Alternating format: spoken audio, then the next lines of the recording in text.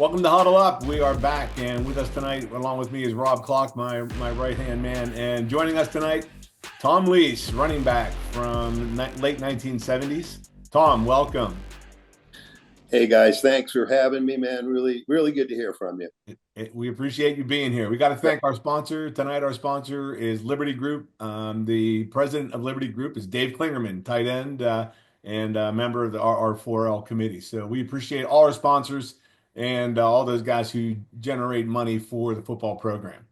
All right, T, I'm going to get into it with you, man. I'll tell you, when I came in here as a freshman at Shippensburg University, you were a senior running back. That backfield blew me away when I got here. It was you, Freddie Lasco, a couple other guys. Why don't you tell me about those guys in that backfield and that team?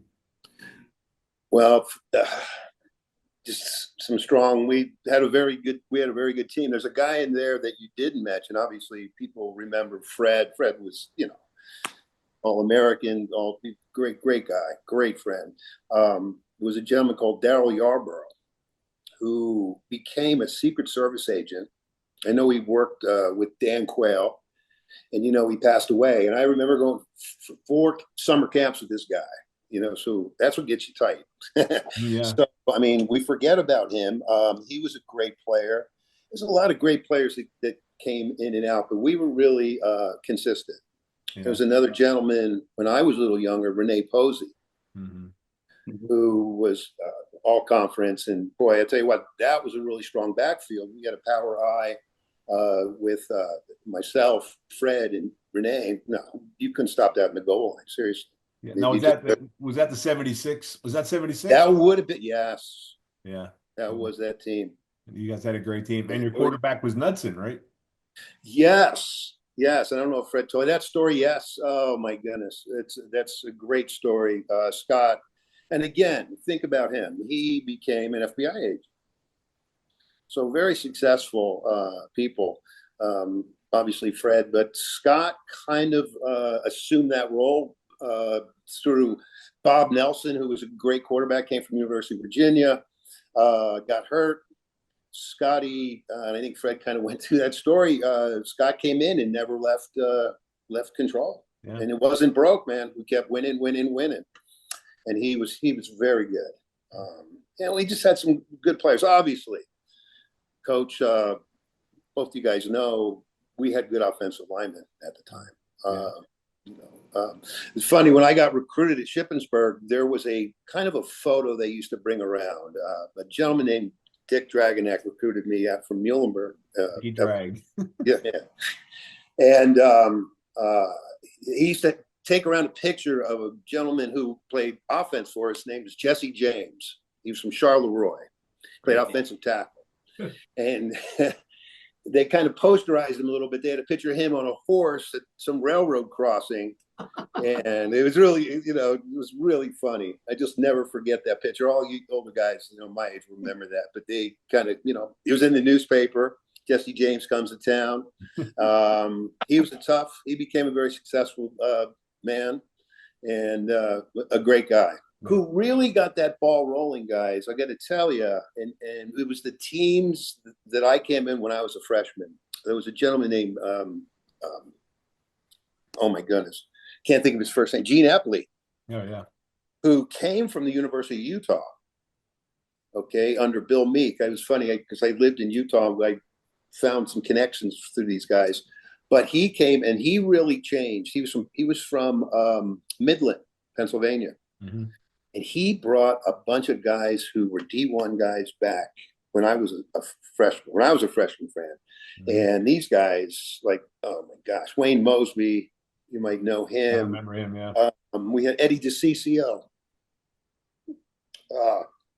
Excuse me, Vince DeBono. We just saw Vince not that long ago. Yeah. Yeah. They were tough. Yeah.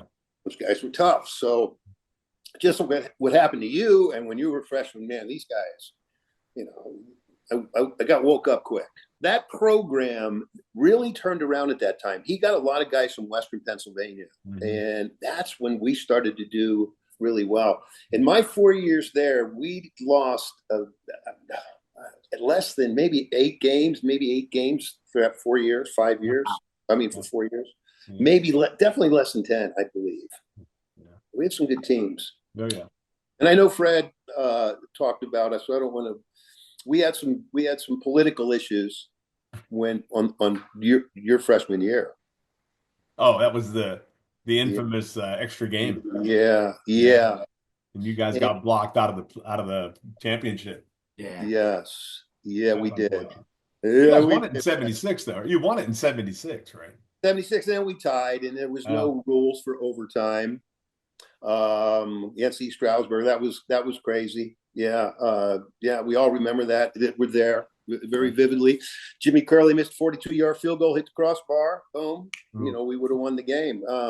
We played in the Western Mhm. at that time, Fran. I don't know Yeah. when you turned. I don't know when you went back, but we went for 3 out of the 4 years to that trip to Edinburgh.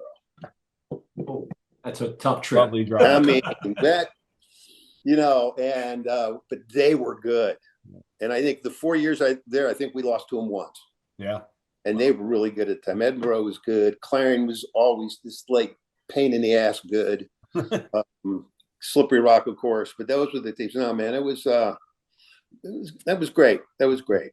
Tom, what I like to hear is about like the recruiting process. We've had some younger guys on here. We have some guys your age. We have even some older guys that are, we're asking like, what's it like? So what brought you to Ship? What was your recruiting experience like? And then when you got there, you mentioned some of the guys, but are there any other players you remember most from those days? I'll Dr. Winter, we'll call him. Yeah, he's the character. Um, just like Fred said, there were some great people. Raymond Gauker, who I was very interested to hear that's one of the guys that really kind of influenced Fred to come because they played Big 33 together. Right. The guy, what a big heart. Just great guy. So no, we had the recruiting class that I came in on. The other guy who played middle guard, Phil Tatchik from Western Pennsylvania. Yep. You remember him? I remember Phil, yeah. Him and I stay in touch. Mhm. Robbie Mancini, but Tony Winter, Mike Lawson, Marshall Johnson, Wayne Mosby, Don Epley. Holy hell! Now, what's funny about this guy? It's really funny. I get there, freshman 1975. A lot of these guys, Tommy Henn, and I'm sure you're familiar with that gentleman's name. Yep. From Chambersburg. Yep. A lot of these guys were like juniors, and they were ex-Vietnam dudes. Mm-hmm. They were on the GI Bill, mm-hmm. Right? So, I remember, as a freshman playing, kind of getting beat up occasionally a little bit, and just looking around at these guys that were in Nam, and I go, okay, everything's cool. I mean, I knew that if it was time to panic, they would have let you know, but they were always cool. But, Who brought you in? Who recruited you? Dick Dragonak. Dickie Dragon. Yeah, I just remember it very well. And I got recruited at some good schools. Didn't have the highest college boards at the time, and some of the schools that wanted me to go there, like I thought I was going to go to Lehigh because they recruited me pretty hard, and it just didn't work out for whatever reason. But I'm glad it didn't. So I remember on my recruiting trip, I went on a recruiting trip through a gentleman that played at Shippensburg. His name was Harry Hartraff. Yeah, Harry Hartraff. Big dude. Can I say what his nickname was? Harry Heartthrob? Is that right? Is that right? I have not. Well, I know Harry has passed away. I did not see him ever since I left Shippensburg. I haven't really, even though he's from my home where I originally grew up. Mm-hmm. But we went on a recruiting trip together, and I remember going up the stairs of the Higas, which Higas was kind of newer at that time. Oh yeah. And here comes Gene Epley down there, runs down. I'm walking up the stairs. He runs down. Hey, you're going to be our starting fullback next year. Whoa. He hooked me, man. Okay, coach. And then, you could see that they were in the process of turning this thing around, and met a couple of guys, and it was cool. Yeah. Yeah, that was the group that really turned that around, that 76 team. And then your team was kind of a byproduct from that. Yeah, in a we way. came in on the end of Yeah. that. Yeah, we were the end of the Joe Mark guys. Talk about Joe. Talk about Coach Mark. You mentioned him earlier, and Huh. Yeah. because it's Wow. interesting. Coach Mac right now has a lot of those same rules. Like Good. he's big on discipline. He's big on the structure of the program, and it does kind of remind me of Joe Mark back in the day. I never. Uh, I believe there's a story. I think Jim Monis told me once that they were at some coaches' meetings. This was like in the summer, and there was some heavy hitters there. I think Bobby Bowden was there. I mean, some heavy hitter D1 guys, and Joe never took a back seat to those guys. Mm-hmm. They all knew him. He coached Texas A&M, University of Virginia, so he was big D1 guy. And it was a little project for him to come up to Shippensburg, man. He was a Southerner. He had to cross the Mason-Dixon line to come up here. and in fact, we had a bunch of coaches that were Southerners. Steve Wilt, I don't know if you all remember Steve Wilt, and who was a very successful coach. Coach James Madison was head coach of James Madison for a while. Mm-hmm. But he was the defensive coordinator. He was a classic Virginian. So, but that's why, hey, you were there 1 year for Coach Mark. Right. Okay.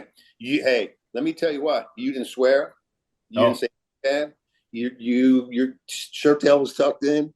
You were off the ground. I mean, he was no hat on in the building. Whoa. Yeah. Oh yeah, that's a given for sure.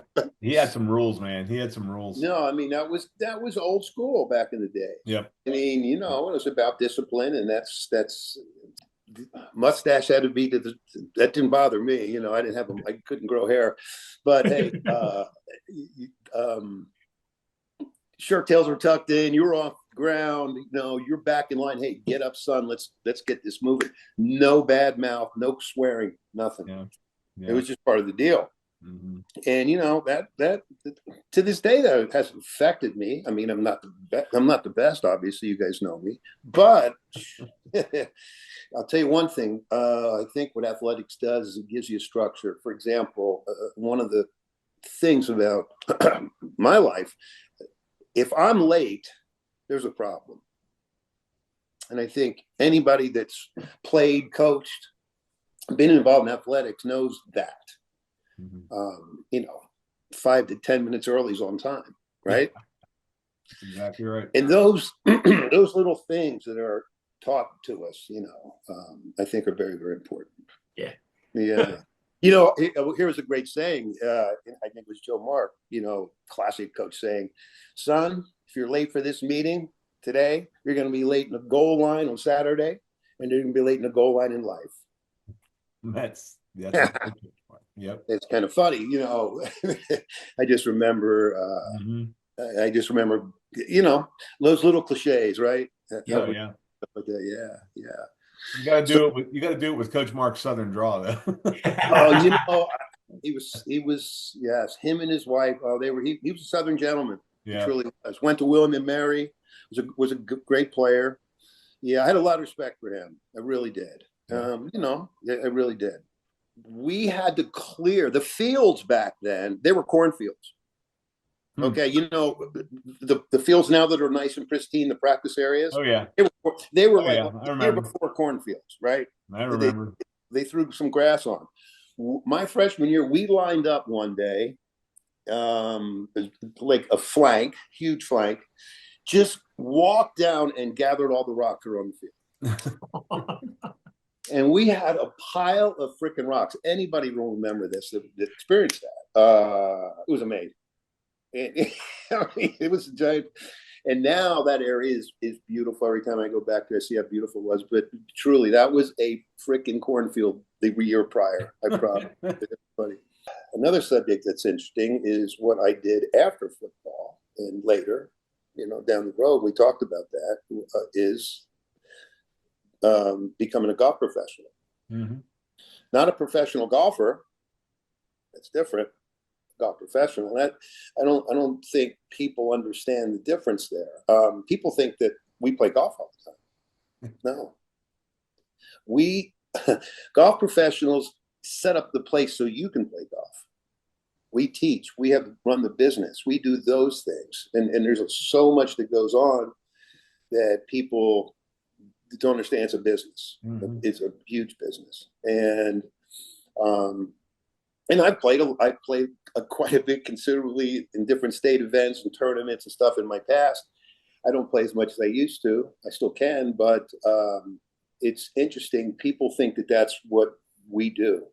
And my passion in that business, you're either in the business, you're either general manager, you're director of golf,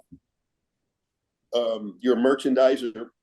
My deal is coaching and teaching. And that's kind of what my passion's been in golf. And it's been very interesting, very good. You don't realize, guys, I think most of us, even the coach for sure, we don't realize how much we affect people. We forget down the road people that we affected. I see people that I coached 10 years ago. Oh yeah, you remember that? And we do affect people as coaches and teachers. What got you into it? What got you into being a golf pro? How'd that happen? Just being, it's a funny story. I was telling that the other day. It's kind of very interesting how that happened because I'm a very competitive person. The thing about golf is it's self-competitive. Okay, so that's the thing that draws athletes to it, because it's about, you don't have to, nobody can go off sides. The ball doesn't have to go through anybody's legs. You know what I'm saying? So it's about you. And that, the passion for that just happened. How I started is a really funny story. I mean, I played a little bit. I remember playing at the old Archery course up there at Shippensburg, taking a golf course. Yeah. With, what's the gentleman's name? It was the basketball coach. Goodling. Taking a golf class with him just to, for credit. But I never really played. I'll tell you what happened. It's really funny. I happened to be living in Nashville at the time, and I happened to watch the Masters in 1986. And I don't know if you guys remember what happened in 1986 in the Masters. Jack Nicklaus came out of nowhere. Boom. Wins the Masters at age 46. Never saw anything like it. Next day, I went out and bought clubs. And I was working at the time, but I mean, every minute I had, I was either playing or practicing, and it was just, it happened. And then a couple guys that were professionals got their hands on me and said, hey, here's what we got to work on. Here's what's going on.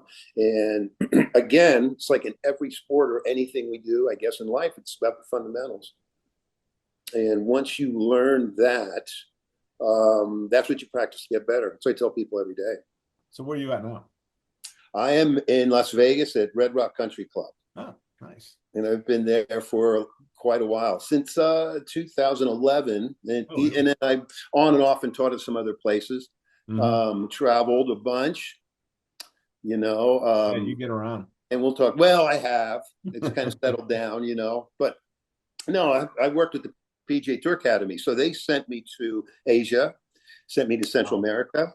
Wow. Yeah, man. And then I've done other golf schools in Costa Rica, especially. I have a lot of good friends there. That's cool. And it's really, So I've been real lucky to travel and coach, man. So you mentioned you do work with veterans and the disabled through golf. Can you tell us a little bit about that? Explain that. We used to do it quite a bit for quite a few years. Like, we haven't done that for a few years. We used to do veterans every year. We'd go out to Pinellas Air Force Base, and we'd be at other places, and just veterans can come, wheelchairs, amputees. Wow. Oh, yeah, sure. Just that's like awesome. Skiing and anything. Oh yeah, man. And the other ones are stroke victims. We had a thing I did for years called Saving Strokes, working with stroke victims. It's great. Man. It's great, man. What do you do? What do you do with them, Tom? As much, just, hey, man, they want to be out there. It doesn't matter. Right. You can get them in that club swinging. They're in a wheelchair, hitting it from the side. They get it in the air a foot, man. It's over. Forget about it. That's awesome. Oh yeah, yeah. That is very rewarding. Got to tell you. That's a great Yeah, it's story. funny because those people don't forget you either. Yeah. Every year, hey Tom, how you doing? And yeah, and so that always, I always enjoy that. It's something Well, always, something always good. The veterans, man, those guys, it just don't. I remember, I remember working with a guy years ago that I'm. It was the first time he did it, and then I saw him like a year later. He was so into golf, hmm. um, and he was in a wheelchair, Yeah. but yeah, kind of the courses are wheelchair accessible, Yeah. but oh yeah, it's always those guys. The thing is, I remember this guy, no one could ever tell him he couldn't do it, and I knew that the first second I started working with him. I'm going, oh my god, this guy's determination. I'm going to switch gears a little bit. And, we talked earlier in the week, Tom, about one of our teammates who's passed away just recently, John Sell, Yes, uh, sir. just recently left us. And he was really involved in what we're trying to do at RR4L. And in the last few years, I've really reconnected with him. I know you've got some thoughts on that, about John and the kind of guy he was, and especially at the end here where he had to fight some battles. Yeah, well, I was always every couple years, maybe once a year, probably every other year, I'd get a phone call from John. I just remember when he was in Texas, he had a vineyard down there, I believe. And Right. then I know he was, man, but the thing about John, it's not football, man. It's about I told you this, it's about his attitude. That's what I'll always remember about him.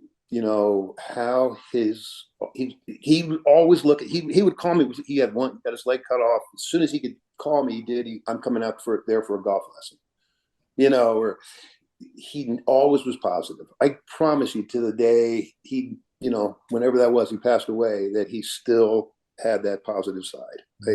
I just, that's what I remember about John. It's Yeah. not football as much. I remember John. He was he he's a classic, man. What I recall mostly is he had the biggest heart, right? And that never ended. But he had a little naivety to him as well. Mhm.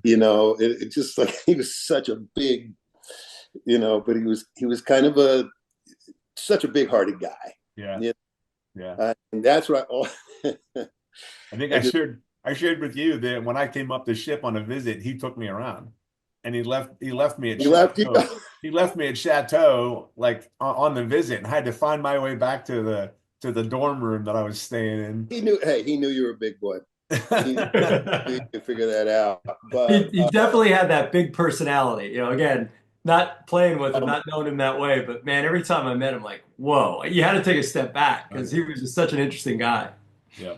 no question. I mean, yeah. And what I was really grateful for was that he, kind of stayed in contact a little bit, and just, yeah, he just always, Yeah. always good to hear from him, man. And it's really sad. Hmm. Um, yeah, man, Yeah. it kind of happened quickly, but I know he never acted like he suffered or did anything, which Yeah. that's the thing I remember about Never John. complained. I never complained. Sure, that's right. Well, Yeah, let's go to this one, Tom. You yes, ready? sir. Yes. Ready? I think this is a tough one. We ask this of almost every guest, but Well, greatest moment, greatest memory from your playing days. oh my. It's not a play or anything that happened on the field. I can there's a there's a couple funny incidences that happen that I can't really talk about. Uh, but I remember, man, I remember locker room stuff. I remember hanging out with the dudes. Yeah. Sorry. Oh yeah. Oh, I'm glad this is doing this because this shows how all of us feel, Tom. All right, all of us, that's how we feel about Ship. And the memories just they bring it back. And that's why we'd love to get you back there at one of these reunions Oh yeah. because it's unbelievable, brother.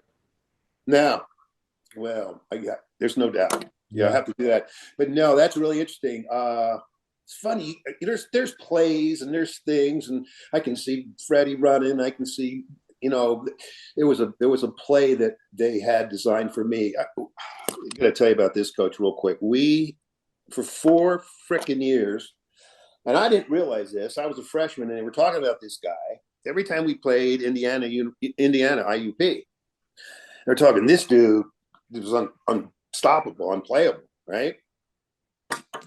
So this was as a freshman. I thought this guy was a senior. I get out there, I'm thinking it's Jack Youngblood over here. I don't know if you guys remember that dude. All right. So he dominated. He'd make tackles in the backfield and ISOs, man. Yeah. Because I don't know if you guys know who I'm talking about. Okay. Well, he later became, was really interesting. And anybody because remember this, it might be Bobby Potts for sure. It might be Scott Knudsen. It'd be Freddie for sure. Remember this. We designed an offense to put me out on the wing, kind of in between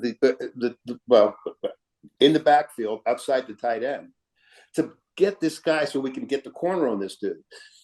All right. And I had to hold him. I mean, we got in a fight, I think 2 times. I had to hold him. Oh, hell yeah. I couldn't. I could do it. It was Jim Haslett. Oh, wow. Haslett, Okay. yes. And the funny thing was, the next year, I remember he made AFC Defensive Rookie of the Year. Yeah. Wow. Okay. I got you. I know. I remember Haslett. Yeah. It was. I don't know why he ended up there. Yeah. I don't know, for whatever reason. But I do guys remember, man, this dude, he was good, man. He was good. Yeah, and the games I remember the most, though, I think the game I really remember the most is a game, the championship game for the Western Conference Championship against Edinburgh. Yeah.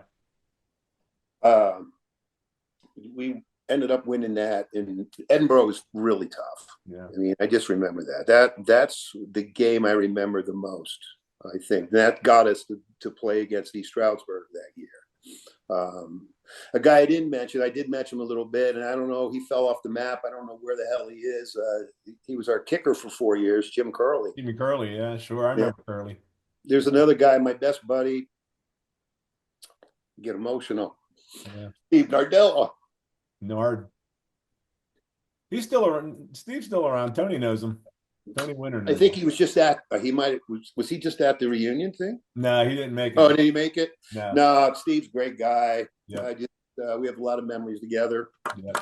Freddie, I know. I'm glad you'll cut some of this, but Freddie and I got to tell you, man. Freddie and I had a very interesting relationship. Him and I were absolutely opposites. Okay. Yeah, I agree with that. We were absolutely opposite. But when it came time to do things, man, we were there. All right. We were there. I remember all the concerts they used to have at the Higas Field House and stuff, and we'd go in with all the other guys, and we'd have stuff, probably, beer stuffed in our stuff. What was Freddie doing? Freddie was at the door, man. He was the cop, man. Freddie was like, yeah.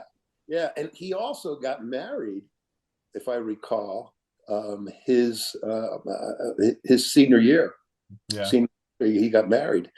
And he was just he was a grown up already, man. Yeah, he was. He was a grown up. That's what it was. He was a serious man. Yeah, he was a serious dude, man. And that never changed. That never changed. Still, dude is serious. He was a serious guy. But hey, T, we got to wrap it up, man. But I really appreciate you joining us tonight, man. Great conversation. Great story. I hope so. Oh, yeah. Absolutely. Yeah, man. Heck yeah. Hey, thank you for being open and honest.